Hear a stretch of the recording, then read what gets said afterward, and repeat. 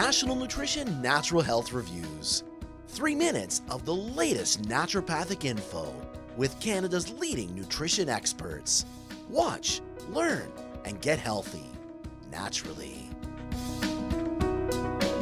Hey there, Naturopathic Doctor Jonathan Beatty here, health expert at Nationalnutrition.ca.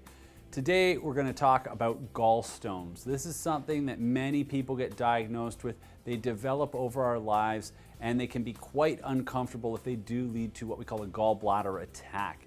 The technical term for this is Cholelithiasis, basically the formation of stones within the gallbladder. Why this happens is essentially improper movement of bile within the gallbladder. The way I often like to describe it to patients is if you've ever had a jar of honey that you've left in the cupboard for too long, and one of the things you notice is over time that honey crystallizes. Well, that same thing happens to your bile and your bile acids.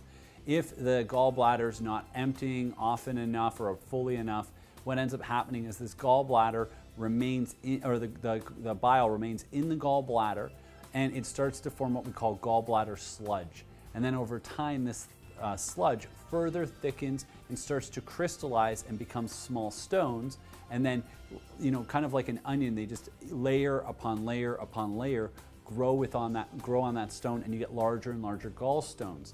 Where this becomes a problem is if when the gallbladder squeezes to empty out all the bile, it shoots a stone into what's called the bile duct, which is the canal by which the bile exits the gallbladder to go into the intestine. And if it gets clogged up with a gallbladder stone, you're going to end up with a gallbladder attack.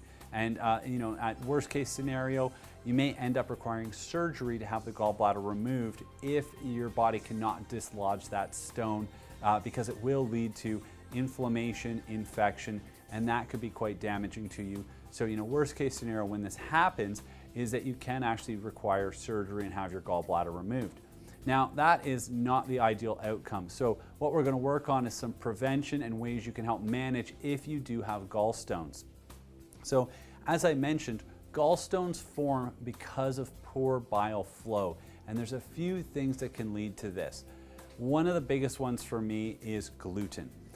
Gluten in some people can actually interfere with an enzyme called cholecystokinin, CCK for short. And what this enzyme does is it causes the release of bile from the gallbladder. The cholecystokinin, it's the signal, it's the green light that says, okay, gallbladder, squeeze.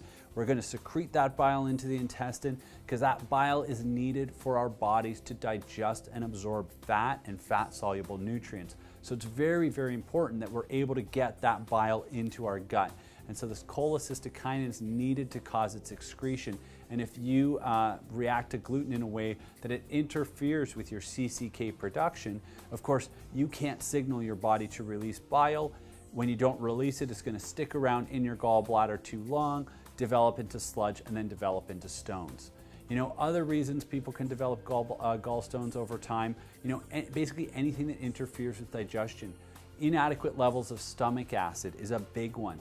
It's the release of stomach acid into the intestine that typically triggers that release of CCK, triggers the release of bile from the gallbladder. So if you have inadequate stomach acid, what's happening is you're not going to trigger that signal. You're not going to cause the release of the bile. And again, you're going to lead to the development of gallstones or of these bile stones.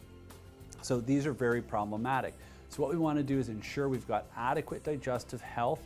For more information on that, check out our video on digestive health. That'll give you some hints and tips on how you can work on that from a grand scale. But specific to the bile, what we're going to be looking at is, again, taking in things what we call lipotropic factors, things that help our body to secrete bile.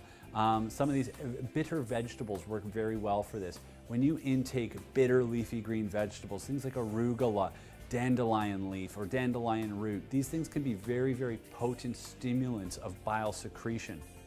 As well, things like lemon juice, apple cider vinegar. Oftentimes I recommend to my patients, drink a little bit of lemon juice in some water, or a little bit of apple cider vinegar in some water, or if they don't like doing that, take a Betaine HCL capsule in some water about 10 minutes before you eat. The reason for this stimulates the normal production of stomach acid, which then causes the normal release of bile. That's why it's so important.